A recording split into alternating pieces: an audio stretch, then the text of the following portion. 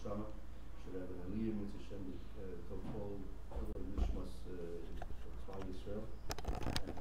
And so the firm gave me the opportunity to speak. And, it's a tremendous opportunity to speak Shem to the yeshiva, and especially something about the parsha, and also something that's significant to the day of the Yortzeit of my father. I saw written in copied down some things that Rav Zadel Epstein, who used to be the Mishkiach in the Yeshiva's Torah Or, he had given a series of seminars to young married men, and he spoke there about the idea that we see two mitzvahs that last for a year's time. Shemitah, we're in the middle of the Shemitah year now, last the whole year, and another mitzvah of Chassidus Sameach Esakala. Chassid at the time of the Guru. The more Al Pi Din Torah, he's parted from going into the army, he has a new wife to take care of, and to establish a relationship properly, he has a whole year to establish that relationship on a strong and successful basis. Two mitzvahs that last the whole year. The other day I was thinking, looking back over the past year of the Avelis, I said, there's another mitzvah that lasts a year. For a father and mother, the person's supposed to be in Avelis for a whole year. It takes a whole year to absorb the loss and to appreciate the situation that the parent is going through. And it's not something which can just be taken care of during the course of a few days or a month. Just like Shemitah. Shemitah is one of the reasons of Shemitah is explained to instill in the Jewish people emunah, faith in the Kadosh Baruch Hu, trust in the Kadosh Baruch Hu, that even though we're not going to till the land, we're not going to take care of what we have to do according to natural means of agriculture, nevertheless, the Kadosh Baruch Hu gives us a blessing, a bracha, that we'll be able to subsist, we'll have our sustenance, we'll have our parnasa, our nourishment from the land, in spite of the fact that we're not doing anything as we do on the regular course of a year. Same thing is by Shabbos. We take a day off from the week, even though you might say that, look, you have to work on Shabbos, it's a good day for business, before normally most people off. Nevertheless, we have emunah and trust in Kadosh Baruch Hu. He's going to give us our parnasa, he's going to give us our livelihood, in spite of the fact that we're not working on a day which is usually work. The Chavetz Chaim brings an analogy. What's it like if a person's going to work on Shabbos?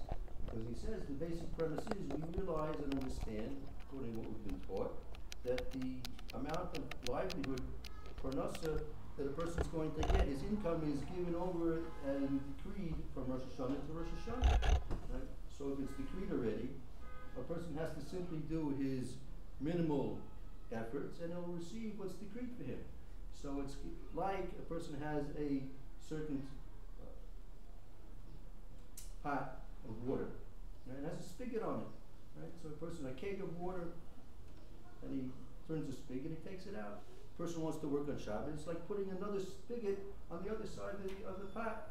So you think you're getting more, but really just what's in the pot is finite, and you're just taking out quicker than what you would normally have had. But it's not, you're not going to gain anything by working the extra day of Shabbos. Likewise by Shemitah, you might think it naturally means we have to work the land, but Torah says no. Have trust in the Kadosh Baruch Hu and believe, and take a whole year to think about this, and you'll see that you'll have the blessing from the Kadosh Baruch Hu, and you'll have what you need in spite of that. And you'll even have a bracha. You have more than what you thought you would ever possibly want and would gain even by your own actions.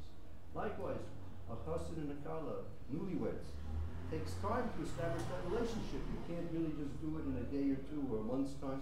You want to spend time, something which is important, you spend time a whole year to establish that relationship. Likewise, by an Avelis, Rabbi Yerucham, the Mishkiach Amir, and he wrote a miktav to one of his students, a bacher from Yeshiva, who had lost his father. And he said at the very beginning, he explains that the basis of Avelis is noise oil b'chavera. What does that mean? That you feel for the other person, right? And he explains to Rabbi Yerucham that really, even though it looks like we're in different places, if we understand that a Kadosh Baruch Hu is echad, right? Then there's no real difference between Olam Hazeh and Olam Haba. There's no difference between Chaim and Mace. Everything is all Echad. Everything is within the realm of the Kadosh Baruch Hu's unity. So he explains, it's simply like you have a prose door, as Chazal in Pirkei Avos explained to us. You have a hallway which leads to a ballroom, right? They're both in the same building. They're different parts of the same building. You come into here to the shul here, you have the prose door, you have the corridor coming in from the steps coming up, you have this floor, that floor. So what you do in this floor is a little bit different than what you do in the other top floor. When you walk down the steps, it's not how you act when you're in the base medrash or in here when you're going to be davening, right? But it's all part of the same shul. It's all part of the same binyan. The whole building is one, right? So it's just that you're in different places doing different things. But there's really no difference between the things except that you happen to be doing different things, and the place that you are in gives you different obligations and different benefits to what you're supposed to be doing. So he explained when Yerucham to the Bachar who had lost his father that your father's in a different situation right now, and during the first year especially, there are certain things which have to be judgments which take place, and because of these judgments that take place, the son can do for the father, right, what no other person can do through his Torah and mitzvahs and kind acts, and therefore he's helped the father. And that's what they try to do. You try and feel for the father, feel for the parent, and through this you try and benefit the father. But you're all together. It just happens to be the father's in this different situation than he was previously or in this life in Olam Hazeh. The Parsha speaks about the Meraglim, primarily. If you look at most of the Parsha speak about the Meraglim, that Kadosh Baruch Hu said to Moshe, you want to send spies there to Israel? I'll let you. It's your decision. Right? I'm not saying you have to, because I already told you what the land is. The land is good. Eretz Israel is Tova. It's very good. There's nothing to be concerned about. Chazal and Medrash explain according to an analogy. It's like a king had a son, a prince, and he found a shidduch. He found a nice woman to marry his son, had all the possible things that the son could possibly want, looks, beauty, good midos, right? And Melech said to the son, look, I found somebody for you. Right? The son said to the father, the father said, look, I want to see her. I want to see her. Reasonable request. Right?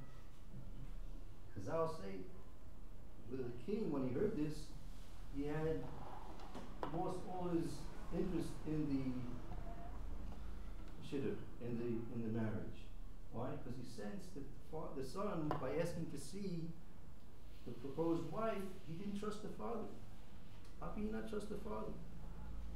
Many years ago, when I first came to Eretz Israel, I was a bacher, and just starting to learn here in Yeshiva in Eretz Israel.